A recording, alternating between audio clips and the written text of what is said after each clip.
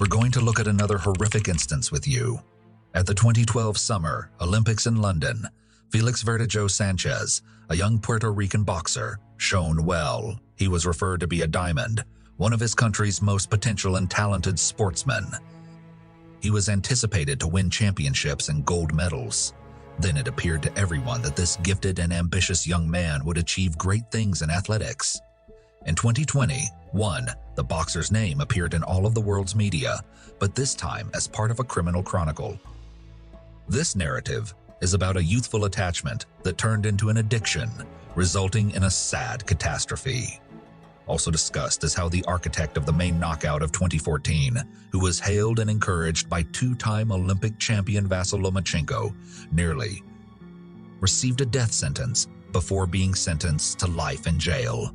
It is worth noting that, despite the presence of overwhelming proof and confessions from the boxer's accomplice, he still refuses to plead guilty. On May 19, 1993, the future global boxing great was born in San Juan, Puerto Rico. He grew up in a large, modest family and had an early fondness for port wine. True, he had planned to make baseball his life's passion as a child, but a humorous incident dictated his fate. When the youngster was 9 years old, a family friend came to see them with his son of the same age. The lads were playing in the yard when they got into an argument and fought. Parents separated the youngsters, and the future athlete's father advised him that if he wanted to fight someone in the future, he should don boxing gloves. Following the battle, Felix was escorted to a local gym at his request, where the child, as he subsequently revealed, fell in love with boxing from the first training session. At age 16, he won the Pan American Junior Championships. A year later, he won his country's title and attended the Olympic Games in London, where he reached the quarterfinals. In the same year, he began his successful professional wrestling career. Verdejo fought 29 times, winning 27 of them convincingly, and in 2014 he was named the inventor of the finest knockout in a bout against Sergio Villanueva. Felix earned his first championship belt, the WBO Latino title, a year later, and defended it 6 more times over the next 2 years. Everyone who witnessed the battle knew that this young kid would go down in boxing history. Now let's get to know Keishla Rodríguez.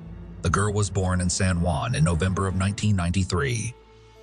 Her full birth name is Keishla Marlene Rodríguez Ortiz. Her parents, Josie and Keishla Rodríguez, shared another daughter, Beraliz Nicole, and they also raised Kayla's son, Jonathan, from a prior marriage to a woman. Keishla grew up to be an outgoing and social girl. She excelled in school and enjoyed animals, with aspirations of becoming a veterinarian in the future. Her best friend was her sister Beraliz, to whom she confided all of her secrets and concerns. Keishla attended the same school as Felix Verdejo, who was her age. Young people had known one another since childhood, and during adolescence, they established a romantic relationship. Rodríguez's parents got divorced and separated in 2011. Kayla relocated to Florida with family, while her girls, who were already adults, chose to remain in San Juan. Despite the fact that each of the sisters had long since lived their own lives, they remained in constant contact and shared everything that happened to them. At the age of 18, a promising boxer who had already competed in the Olympic Games had an affair with a young schoolgirl, an aspiring model named Elisa Maria Santiago Sierra. At the time, the girl was only 14 years old and still in school, but she had high dreams for the future, with a bright and world-famous athlete. Furthermore, Elisa's parents were completely supportive of her relationship. Felix, an attractive and skillful boxer who has always had a large following, literally basked in the rays of fame and was surrounded by feminine attention. He never passed up the opportunity to write a novel or have a side affair, and despite his serious relationship with Elisa, he continued to see his school friend Keishla. Keishla's sister, Beraliz, and her mother, Keishla Rodríguez, were aware of the romance and disapproved of it. In addition, the situation was pretty unclear. On the one hand, Elisa believed herself the athlete's sole woman and great love, and she was planning their wedding and making big plans for their future together. On the other hand, Keishla was aware that the lover had a fiancé, but Felix refused to let her go. Furthermore, he was her first great love, and the naive girl secretly aspired to be the one. In 2016, the boxer married the young Elisa, who was only 19 years old. Elisa was already a well-known model at the time, with tens of thousands of social media followers and her own eyelash extension studio. In August of the same year, just a few months after the wedding, the athlete was involved in a terrible car accident while rushing on his motorcycle. He was transported to the hospital with major head injuries, bruises, and lacerations. His trainer, Ricky Marquez, feared that his gifted client would falter at the pinnacle of his career, but Felix recovered quickly and returned to the ring. In September 2019, the boxer posted a photo of himself with Elisa, who was in a long-term pregnancy, on his social media profile. He said in the photo's comments, "Soon, I'll meet my daddy's princess." A month later, he announced the birth of their daughter, Miranda. Verdejo Santiago. In public, the young guy appeared to be a loving husband, a devoted father, and an outstanding family man. Yet he continued to meet with Keishla behind his wife's back. Elisa subsequently stated that she suspected her husband was cheating on her, but each time he tearfully promised to leave his lover. Keishla attempted constantly to end this miserable connection, but Felix refused to let her go. She had no other men, since the boxer threatened that if he found out that Keishla had someone who was unsuitable for her and her chosen one, Keishla, who had grown in love with Verdejo since high school, would continue to love him despite everything. Rodríguez, as intended, focused her life on animal care and accepted a position at the Center of Veterinary Medicine and Aesthetics. Colleagues described her as conscientious, hardworking, and responsible. She lived with 2 dogs and a cat, which she adored. In 2020, Elisa discovered her husband's correspondence with multiple mistresses, including Keishla. The wife scandalized her husband and threw him out of the house, threatening to file for divorce and forbidding him from seeing their daughter. Elisa's threats had an additional effect. The athlete's career was on the decline at the time, and he was dealing with unnecessary troubles. For a while, he stopped seeing Rodríguez, but Felix refused to let her go, trying to control practically every step Keishla took. After a few months of secret visits, Keishla learned her pregnancy in April 2021. She purchased a fast test from the drugstore, which just reinforced her. She immediately contacted her sister, who was aware of her complex relationship with the sportsman, and explained everything. Abortion was out of the question because Keishla was already 27 years old and ready to have a kid, even if it meant raising it alone. A few days later, Keishla conveyed the news to her child's father, hoping in her heart that he would accept it, but Felix was not pleased, to say the least. He became enraged and told his mistress that she should see a doctor, and if the pregnancy was verified, she would need to get an abortion. Rodríguez responded with a stern refusal, but the fighter proceeded to threaten and insist. Felix stated that an illegitimate child will eventually destroy his reputation, something he cannot accept. After visiting the hospital, Keishla's pregnancy was verified, and she now had a certificate to prove it.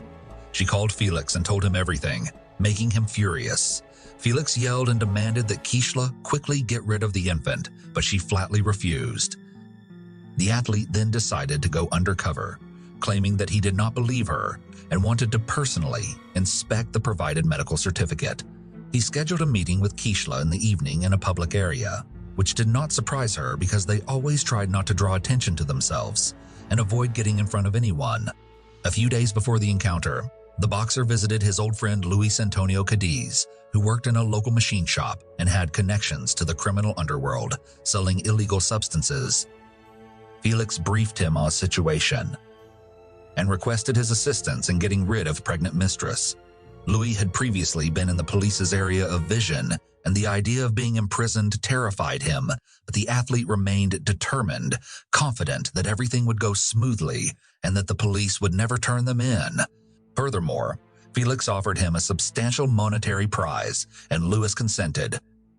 Felix called Keishla and said he wanted to meet her on the evening of April 29th to confirm her pregnancy and discuss what to do next. Keishla contacted her sister back right after speaking with her lover, telling her everything. She was hopeful that Felix would welcome her child and not insist on an abortion. However, Beralize is disturbed by the scenario. She was aware that the boyfriend had threatened her sister, and she was concerned that he would not do anything to her. Beralize contacted her mother and expressed her concerns, but they were unable to persuade Keishla to cancel the meeting. Rodríguez arrived at the conference on time, carrying a doctor's note in her Kia Forte. Verdejo drove there in his pickup truck, with Lewis cowering in the back. Keishla quickly went into the athlete's car and showed him the test findings. He mentioned terminating the pregnancy again, but Keishla, who was crying, refused once more. Against this backdrop, the couple began to argue fiercely, leading to yelling. Felix then smacked Keishla in the head with his fist, causing her to lose consciousness. Until Keishla regained consciousness, Felix injected her with a syringe containing a hefty amount of illegal narcotics that Lewis had procured at his request. Then, he and his accomplice dragged her to the back of the car, where bits of wire and a concrete block had previously been prepared. The men tied Rodríguez up, fastened the load, and then covered her with a tarp to prevent anyone from unintentionally seeing anything. Felix then returned to the pickup truck, while his accomplice took the wheel of Keishla's automobile. They drove together to the San Jose Lagoon Bridge. It was almost desolate at night, and the men dropped Keishla still alive into the river while no one could see them. However, they decided to fire a few test rounds in pursuit, using the weaponry they had brought with them, so that the victim would not have a chance. After finishing the carnage, each of the murderers returned home. When Keishla failed to arrive at the Veterinary Medicine and Aesthetics Center the following day, her co-workers were the first to get concerned. Keishla has always been very responsible, and she couldn't simply not show up for work without informing anyone. Because she didn't answer the phone, it was decided to call her sister and find out what occurred. After numerous unsuccessful attempts to contact her sister, she went to her home. No one answered the door, but Beralize had a spare key, so she was able to enter without issue. However, she was met solely by ravenous animals who hadn't fed in about 24 hours. Beralize was already panicking because she understood something dreadful or irreversible had happened to Keishla.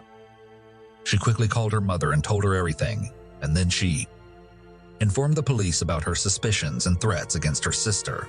She also called Felix, but he said he had spent the previous evening and night at home with his family and had not attended any meetings. The missing girl's mother boarded the first aircraft from Florida to San Juan.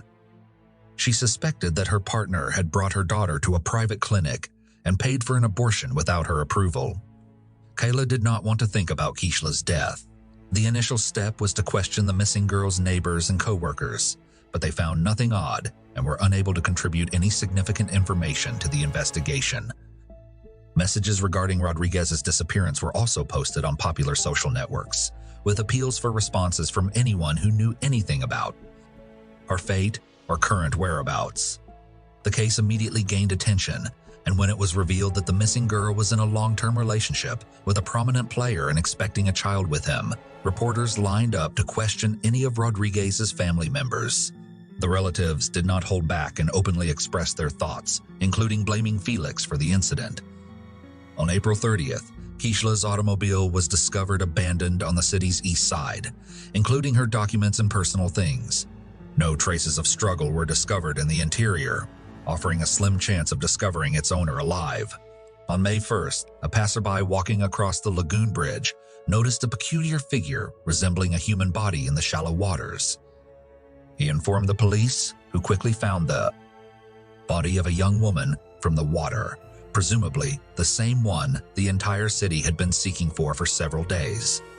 Members of the Rodríguez family who arrived to identify the deceased hoped to the end that it was not Keishla, but their hopes were dashed.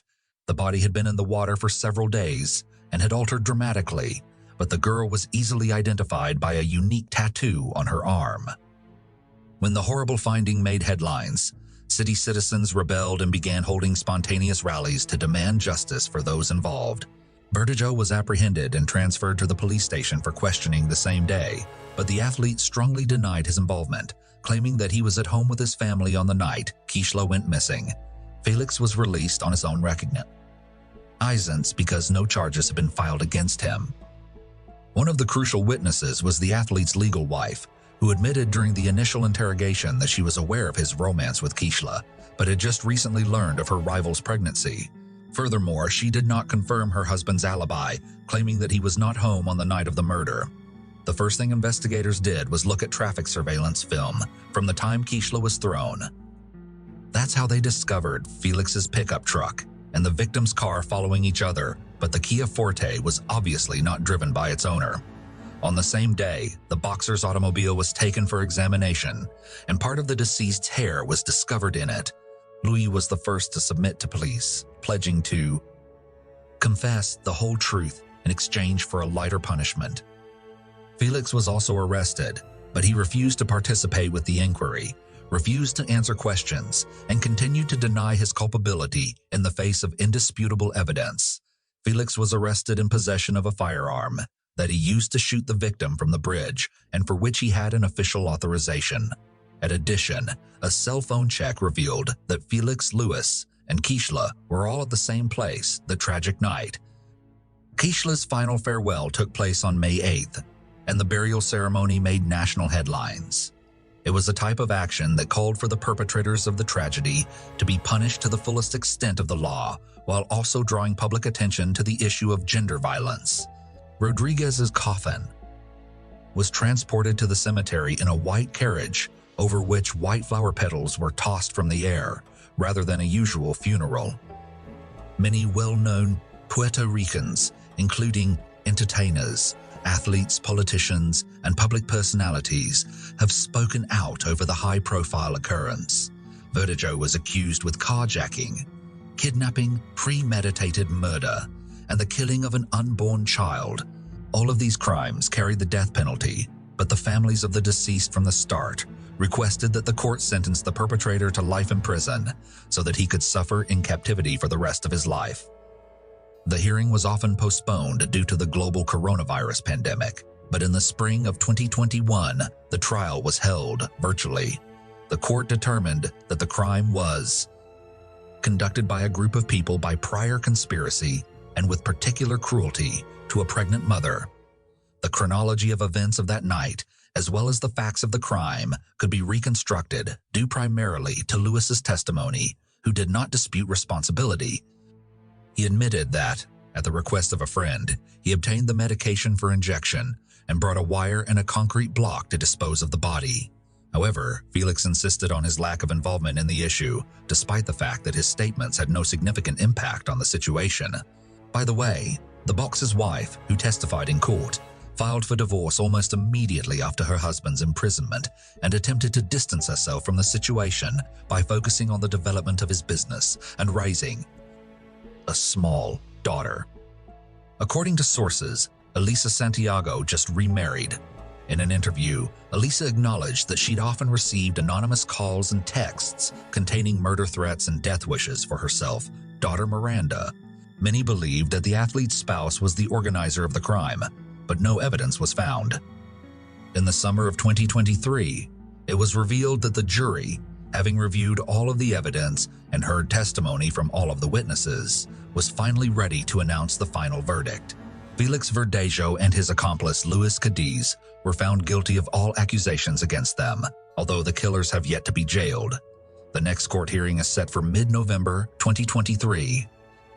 Most certainly, both men implicated in Keishla Rodríguez's and her unborn child's killings will be sentenced to life in jail, no possibility of parole.